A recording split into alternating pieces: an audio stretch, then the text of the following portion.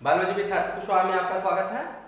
जैसा कि हम क्लास 12 का जेनेटिक्स पार्ट देख रहे थे, जो कि बहुत ही इंपॉर्टेंट एक चैप्टर है और इसमें से हर साल क्वेश्चन आते हैं। और मैंने पहले ही दिन आपको बताया था कि इसमें से लगभग 18 से 22 नंबर के क्वेश्चन इस यूनिट से आते हैं, तो ये चैप्टर हमारे लिए अति महत्वपूर्ण हो जाता है।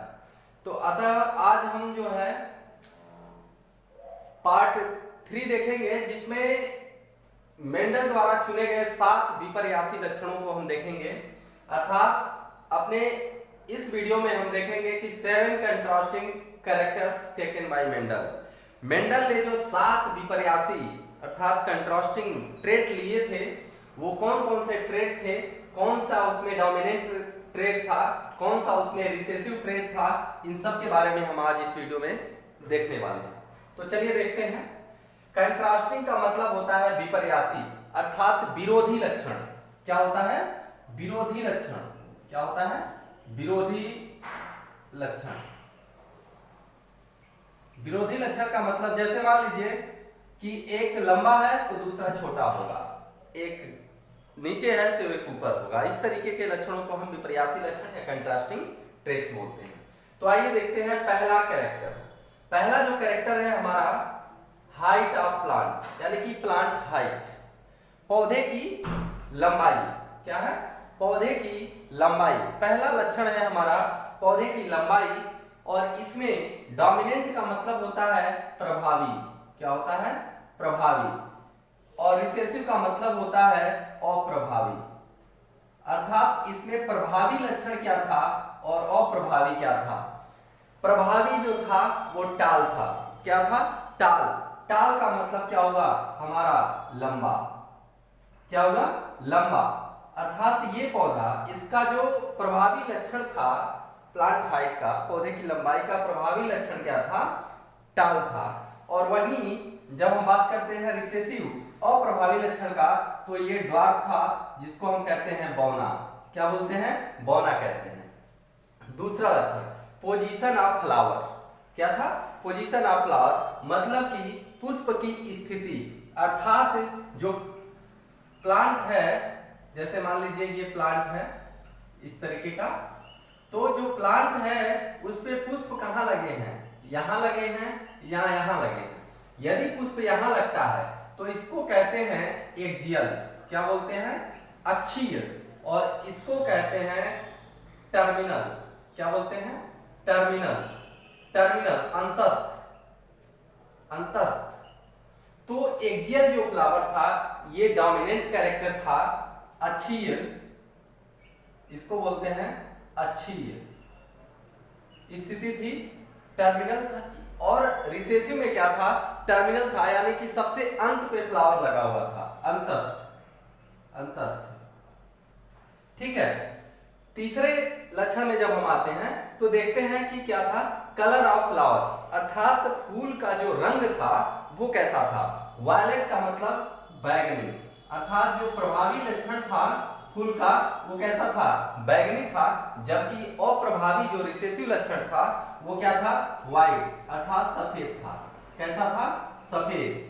ठीक है, सफेद था। चौथे लक्षण की तरफ हम बढ़ते हैं तो देखते हैं कि शेप ऑफ पार्ट। पार्ट का मतलब होता है फली। क्या होता है? फली का आकार कैसा था? जो हम छिम्मी, जैसे मटर की छिम्मी खरीदते हैं ना, तो छिम्मी जिसको गांव में कहते हैं उसी को हम इंग्लिश में पार्ट कहते हैं। तो जो छिम्मी था, पॉड जो था, फली जो था, वो फली फूला हुआ था कि पिचका हुआ था? अगर फूला हुआ था तो वो डोमिनेंट कैरेक्टर है। इन्फ्लेटेंट का मतलब फूला हुआ। क्या था? फूला हुआ।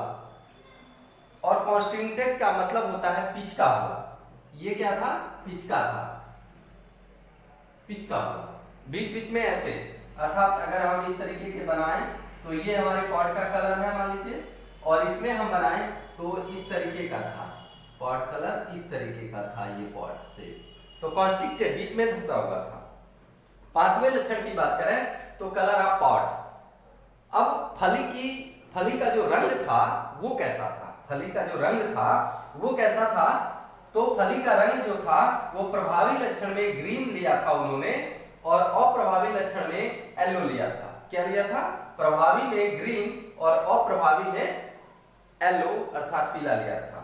शेप ऑफ सीड, अब छठे लक्षण की तरफ बढ़ते हैं। शेप ऑफ सीड, सीड का आकार कैसा था, सीड का शेप कैसा था, तो राउंड गोल था।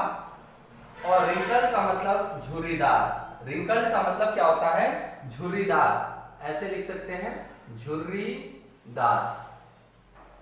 गोल तो समझ रहे हैं आप, झुर्रीदार, रिंकल का मतलब होता है झुर्रीदार। सातवां लक्षण और लास्ट लक्षण की तरफ बढ़ते हैं तो कलर ऑफ सीड, सीड का जो रंग था वो कैसा था, तो डोमिनेंट में था येलो और रिसेसिव में क्या था, ग्रीन। तो ये 7 लक्षण थे। अब देखिए यहाँ पे थोड़ा सा ट्रिक लगाएंगे हम याद करने के लिए। देखिए फ्लावर से रिलेटेड 2 कैरेक्टर थे, ये हमारे हो गए फ्लावर से रिलेटेड 2 कैरेक्टर। अब ये हमारे पॉड से 2 रिलेट हो गए और सीड से 2 कैरेक्टर हो गए। अर्थात जब हम याद करेंगे तो कैसे याद करेंगे, फ्लावर का पोजीशन, फ्लावर की स्थिति, फ्लावर का रंग, फ्लावर की स्थिति, फ्लावर का रंग। दूसरा पार्ट का शेप और पार्ट का कलर, पार्ट का शेप, पार्ट का कलर। अब सीड का कलर और सीड का शेप। इस तरीके से हम आसानी से इसको 2-2 और एक लास्ट बच गया जो कि प्लांट की हाइट थी। तो इस तरीके से हम इसको आसानी से लर्न कर सकते हैं, 2-2 के पेयर में बना लेंगे और 7वां प्लांट हाइट हो जाएगा। ठीक है, तो नेक्स्ट हम बढ़ते हैं। अब ये जो 7, ये आपका इंटरमीडिएट तक का है, ये थोड़ा सा डीप है लेकिन जानना आपको बहुत जरूरी है।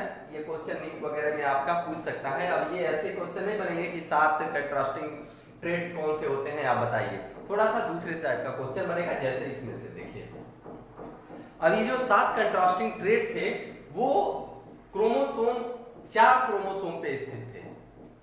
ये 7 लक्षण किस किस क्रोमोसोम पे स्थित थे, 1, 4, 5, 7 अर्थात 1457। आप लर्न कर सकते हैं 1457 करके। ठीक है, जैसे 1857 की क्रांति हुई तो ऐसे 1457 लर्न कर लेंगे तो क्रोमोसोम नंबर 1, 4, 5, 7। अब देखिए क्रोमोसोम नंबर 1 पे 2 लक्षण थे। पहला क्या था, कॉटिलीडन का कलर, कलर ऑफ कॉटिलीडन।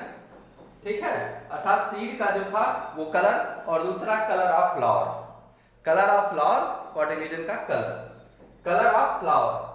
2 लक्षण हो गए। क्रोमोसोम नंबर पे 4 पे 3 लक्षण थे। कौन कौन से, प्लांट की हाइट थी, दूसरा फ्लावर का पोजीशन था, और तीसरा पार्ट का आकार था, शेप ऑफ पार्ट था। क्रोमोसोम नंबर 5 और 6 पे 7 पे 1-1 लक्षण थे। 5वें पे कलर ऑफ पार्ट था और 7वें पे शेप ऑफ सीड था। इस तरीके से ये 4 क्रोमोसोम पे 7 लक्षण हमारे स्थित थे। क्रोमोसोम नंबर 1 पे 2, कलर ऑफ कॉटिलीडन, सीड का कलर, कलर ऑफ क्या, फ्लावर हो गया। अब plant height, flower of position और शेप ऑफ पार्ट, ये क्रोमोसोम नंबर 4 पे थे।